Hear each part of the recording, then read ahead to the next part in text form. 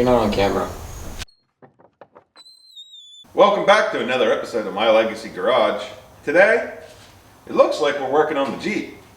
And we were. Good progress too. Sanding's coming along. I'm hoping to get it painted by the end of the month. That's the plan. However, my poor little $150 10-year-old air compressor that I used to use to pump up bicycle tires and stuff like that, it died a brutal death. Pieces were laying on the ground. It was sad. And that presents a problem because I need air tools to do this and to run a spray gun. We have to problem solve. Now, I built the garage and I've been stocking it with tools and toolboxes and stuff that I need to put all the crap that I had in boxes and stuff everywhere in something semi-organized. But the one thing I ignored was an air compressor. I was like, it'll be fine, it'll be fine. And it worked for what I needed it to do until it ran for like 3 days straight, sanding on the Jeep, and it just kept falling apart, and I'd piece it back together, and well, now here we are. There is a solution.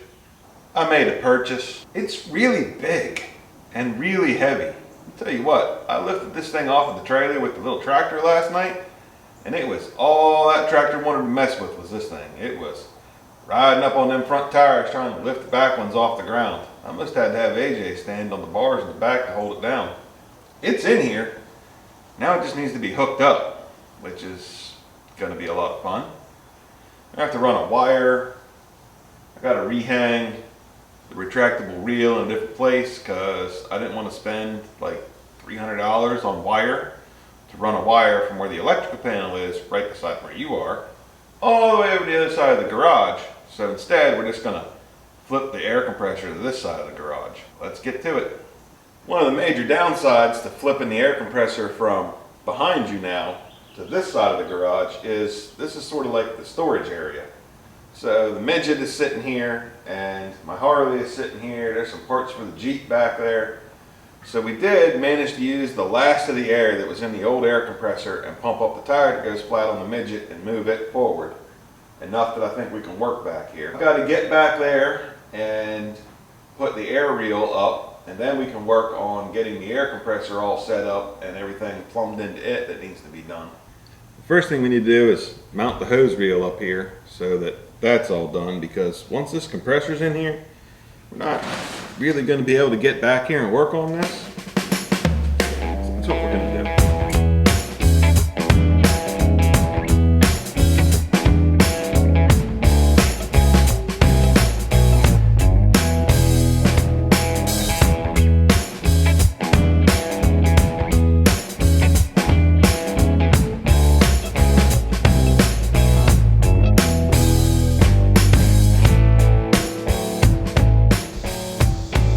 Ta-da! Just like that, we've got an air hose holder from the hose reel.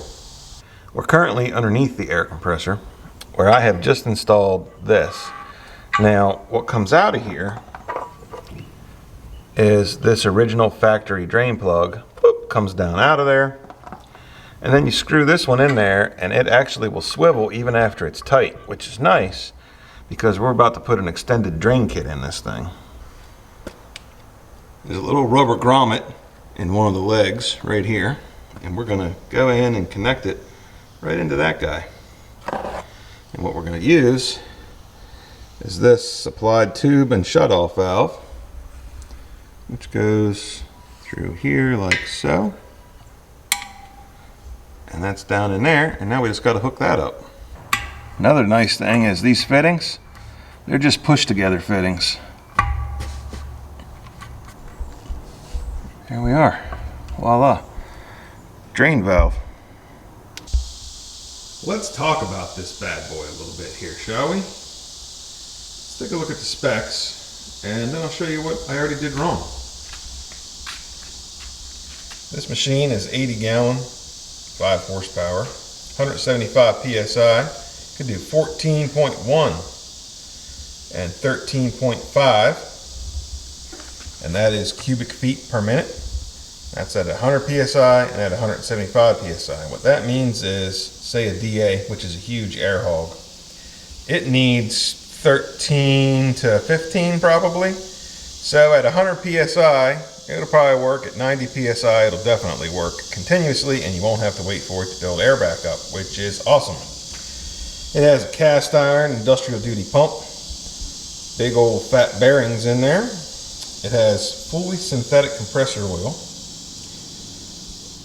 The air intake and filter is an automotive style replaceable element, which is nice. Has a thermal overloading electric motor, that's a plus. And needless to say, it runs multiple air tools simultaneously, which is awesome sauce. Now it says, hey, I include a shut-off valve, the little drain thing down the bottom, and isolator pads. And I was like, huh, what are the isolator pads for? Oh, I guess that's if you mount it. Turns out, you have to mount it. So I hadn't planned on doing that. I went and got what we needed. And this is where I messed up. I now have to take that back off so that I can get it that mounting hole there. And we need to get it down off of this pallet, which is going to be interesting. On the bright side, you'll get to see, how we got it off of the trailer to begin with. Let's get her done. First things first, gotta take these out. 1/2 inch wrench and a deep well socket will do.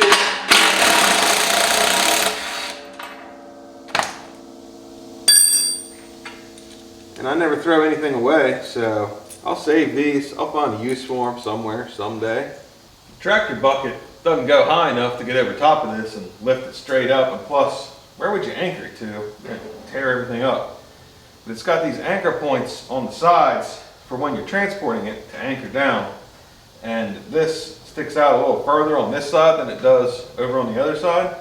So what we're gonna do is put the tractor bucket in here, put some ratchet straps on here around the bucket and then hook to the bucket. And then when we lift, it'll hold here, pivot down against the bucket here, and it'll go up in the air. That's how we got it off the trailer last night. It works. I put some scratches on it. We're gonna put a towel on it and see if we can avoid that, because that sucks.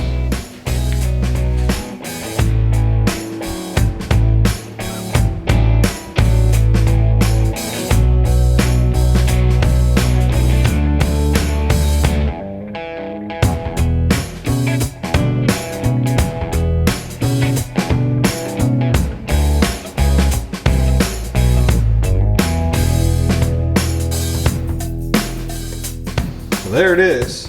It's in place.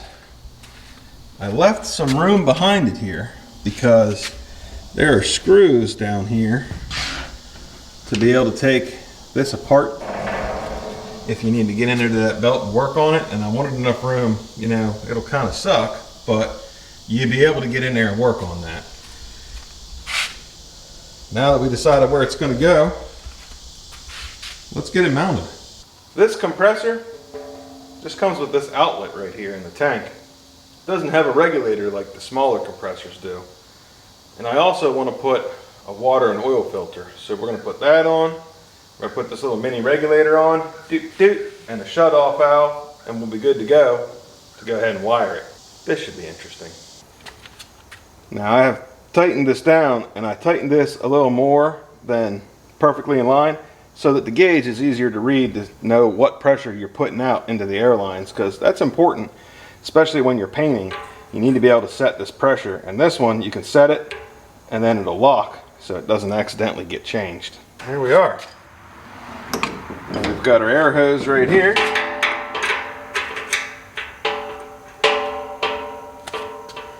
Now we're set. We just need to wire it. Wiring scares everybody, but it's really not that hard. This requires 240 volt. You're supposed to have it done by a licensed electrician. Don't do what I'm going to do unless you're really comfortable with it or you are a licensed electrician. In fact, just have a licensed electrician do it. It can kill you. Time to wire this little box up so it runs. Let's get after it. Once you take that cover off with the silly warning label on it, this is what you find underneath it there. And basically, you have to hook up to this screw and the ground screw down there, and the wire comes through right there. So let's go ahead and fish the wire across here and hook it all up in here.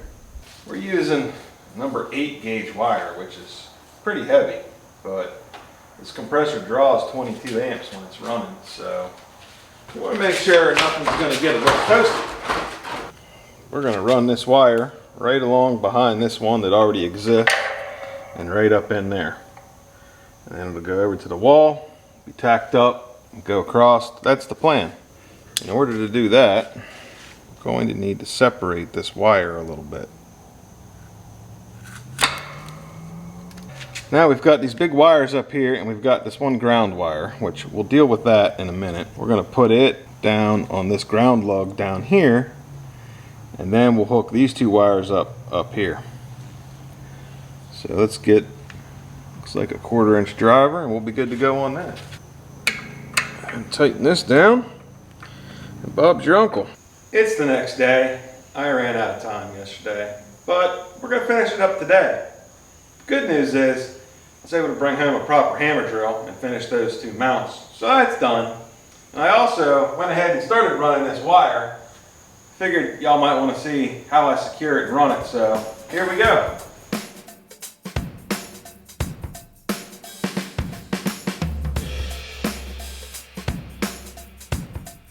And so on and so forth until you get over to the panel. And that's where we're going next. This is an electrical panel. This, in particular in my case, is a sub panel from the house. So what I'm going to do is go in the house and shut the power off to this panel, which will make it safe to work on. Now, if you're working in the panel in your house, don't think that turning the main breaker off makes it safe. It doesn't. Time for some education on electricity. What we have here and over here is a neutral and a ground bar. This is neutral, this is neutral, this is ground. These two bars that run up through here are your bus bars. Now normally these breakers clip on to just one of these bus bars. When you have a 2-pole breaker, what you're actually doing is taking the power from this leg and the power from this leg and putting them both through one breaker. So it is going to tie into both this bus bar and that bus bar by having a thicker double breaker right there. Let me go grab it. I'll show you what I mean. This is the double pull breaker. It's 30 amps. It has like a little hook on this end that hooks in here. And then, I don't want to force it until I'm ready to put it in there, but it clips down onto those poles there.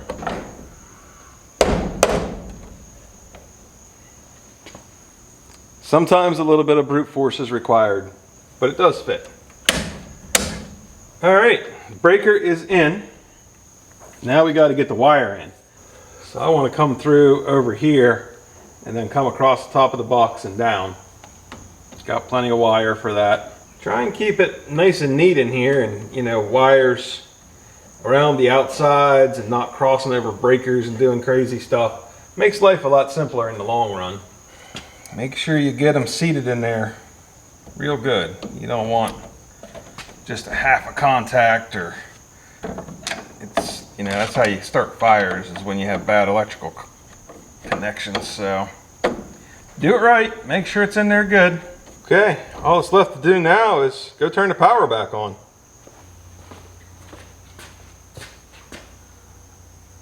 It's all done.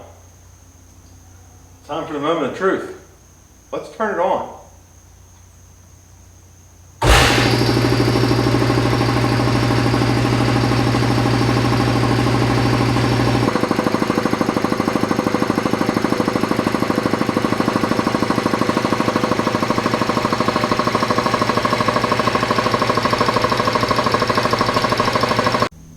Looks like it stopped a little bit shy of 175. But, you know, I'm not going to complain too much. It's still better than I used to have.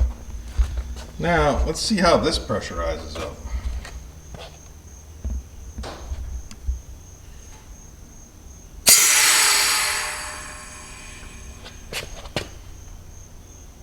Just under 100. Let's crank that up a little. There we go, just over 100. That should be plenty fine. Let's try it out.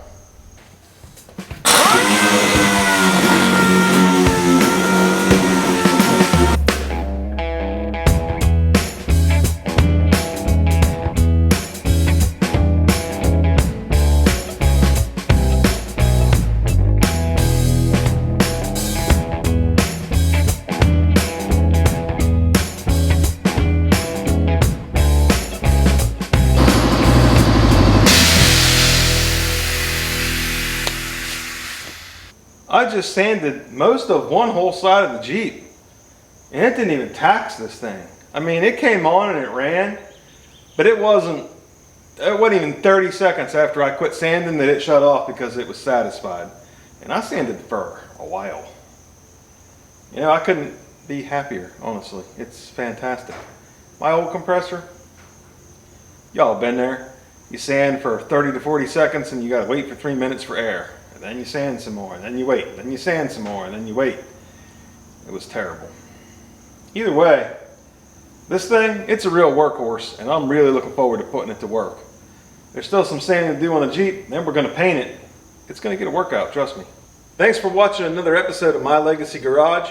I hope you enjoyed it, I hope you learned something, and I hope if you were thinking about getting one of these, it told you if you wanted to or you didn't, especially seeing what all you have to do to, you know, install it. We'll see you next time. Found it!